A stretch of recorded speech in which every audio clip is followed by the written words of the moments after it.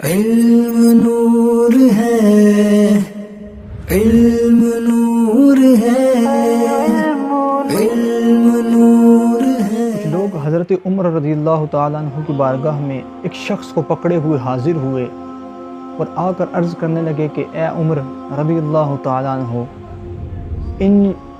اس شخص نے ہمارے والد کو قتل کیا ہے۔ حضرت عمر رضی اللہ تعالیٰ عنہ نے اس شخص سے پوچھا، ہاں بھائی کیا بات ہے بتاؤ۔ وہ شخص کہنے لگا کہ یہ شخص جتنے بھی ہیں یہ ٹھیک کہہ رہے ہیں کہ میں ان کے والد کا قاتل ہوں، لیکن میری بات سن لی جائے۔ حضرت عمر رضی اللہ تعالیٰ عنہ نے فرمایا، جی کرو، کیا بات کرنا چاہتے ہو۔ اس شخص نے عرض کی کہ اے امیر المؤمنین، میں مسافر بندہ ہوں، میں یہاں سے گزر رہا تھا، میرا اونٹ بھوکا تھا،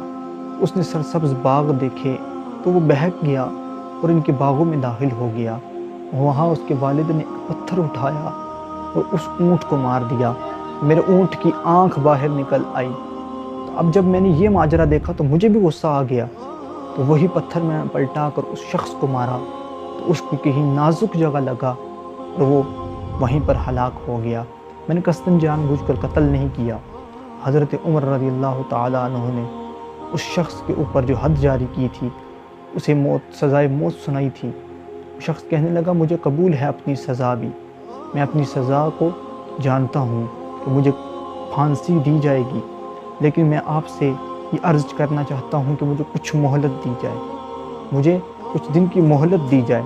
حضرت عمر رضی اللہ تعالیٰ عنہ نے فرمایا کہ کس چیز کے لیے تو مہلت چاہتا ہے؟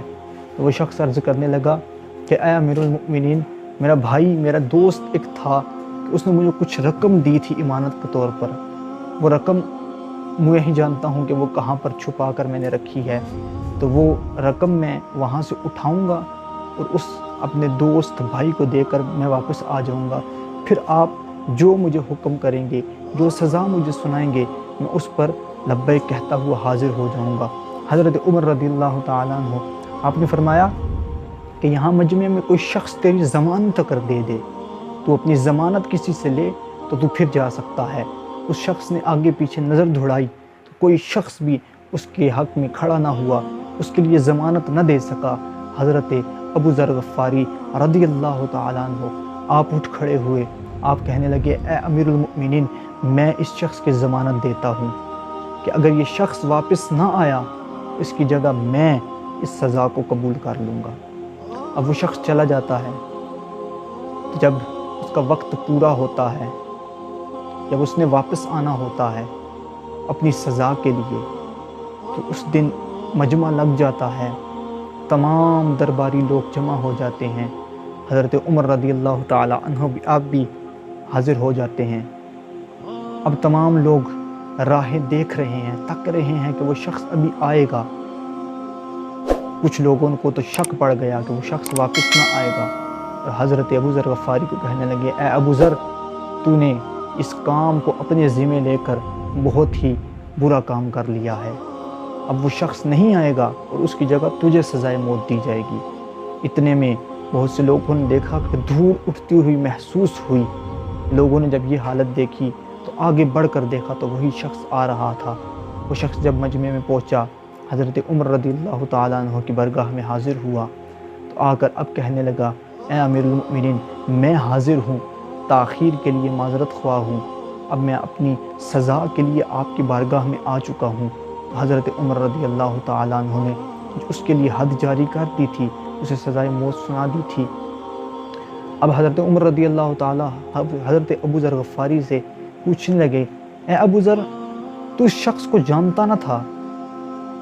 تو اس شخص کو جانتا نہ تھا، پھر بھی آپ نے اس کی ضمانت دی، کس وجہ سے؟ حضرت ابو ذر غفاری رضی اللہ تعالیٰ عنہ آپ فرمانے لگے کہ اے امیر المؤمنین، اگرچہ میں اس شخص کو جانتا نہیں تھا، میں اس سے پہلے کبھی نہیں ملا تھا، پہلے میرا نہ اس سے واسطہ پڑا تھا، نہ میری کوئی ملاقات اس کے ساتھ ہوئی تھی، لیکن مجھے یہ گوارا نہیں تھا کہ محبوب علیہ السلام کے مدینے میں کوئی شخص آئے اور وہ امان مانگے،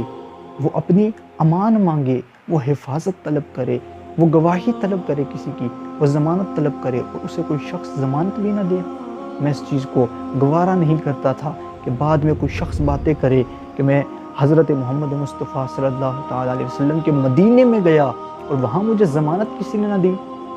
حضرت ابو ذر غفاری رضی اللہ تعالیٰ عنہ کے مخاطب ہونے کے بعد حضرت عمر رضی اللہ تعالیٰ عنہ اس شخص کی طرف متوجہ ہوئے، اس سے فرمانے لگے، اے شخص، تجھے تو یہاں پر کوئی نہ جانتا تھا، تیری تو کسی کے ساتھ پہلے ملاقات بھی نہ ہوئی تھی، تو واپس نہ بھی آتا تو کون سا تجھے کوئی ڈھونڈ سکتا تھا؟ کیا پتا تھا تو کہاں سے آیا تھا، کہاں جا رہا تھا؟ تو ایک مسافر بندہ تھا، جو کون سی شے یہاں تک واپس کھینچ کر لائی؟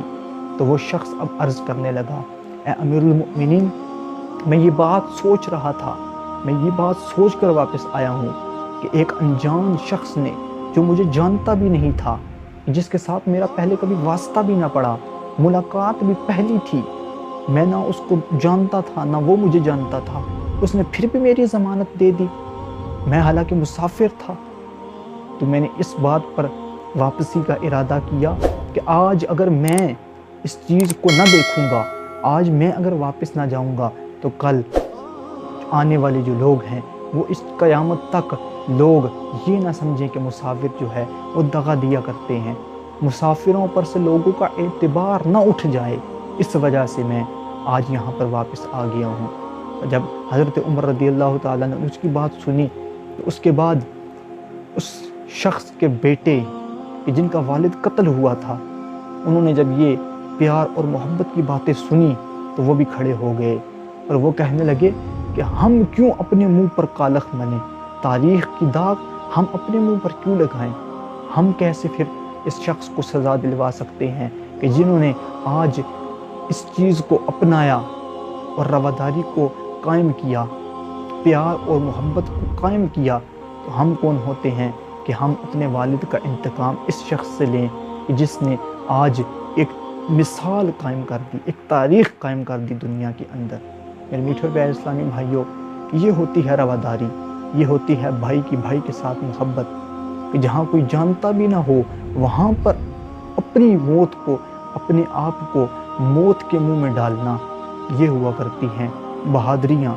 یہ ہوا کرتی ہے بھائی کی بھائی کے ساتھ محبت، یہی ہوتی ہے لوگوں کی ایک دوسرے کے ساتھ جسے محبت کہا جاتا ہے۔ اللہ تبارک و تعالی ہمیں بھی آقا علیہ الصلوۃ والسلام کے ساتھ محبت کرنے کی توفیق عطا فرمائے۔ حضرت ابو ذر غفاری نے اس لیے یہ سب کچھ کیا کہ میرے آقا کے مدینے کے اندر، میرے آقا کے مدینے کی شان کے اندر کوئی بات کل نہ اٹھ سکے، میرے آقا علیہ الصلوۃ والسلام کے اس پیارے پیارے میٹھے میٹھے مدینے کے اندر اگر یہ واقعہ پیش آتا ہے، آج اگر اس شخص کو کوئی ضمانت نہ دیتا تو کل یہ باتیں اٹھنی تھی کہ میرے محبوب علیہ الصلوۃ والسلام کے در پر وہ شخص گیا اور وہاں بھی اس کو کسی نے ضمانت نہ دی۔ اللہ اکبر۔ میرے میٹھے پیارے اسلامی بھائیوں، یہ تھے وہ آقا علیہ الصلوۃ والسلام کے صحابہ کہ جنہوں نے آقا علیہ الصلوۃ والسلام کی ہر ایک چیز سے محبت کی ہے، آقا علیہ الصلوۃ والسلام کی ہر ایک چیز سے انہوں نے اپنی جان سے بھی زیادہ محبت کی ہے۔ حضور علیہ الصلوۃ والسلام کی حدیث مبارکہ کا مفہوم ہے کہ تم میں سے کوئی شخص اس وقت تک کامل مومن نہیں ہو سکتا جب تک وہ اپنی جان،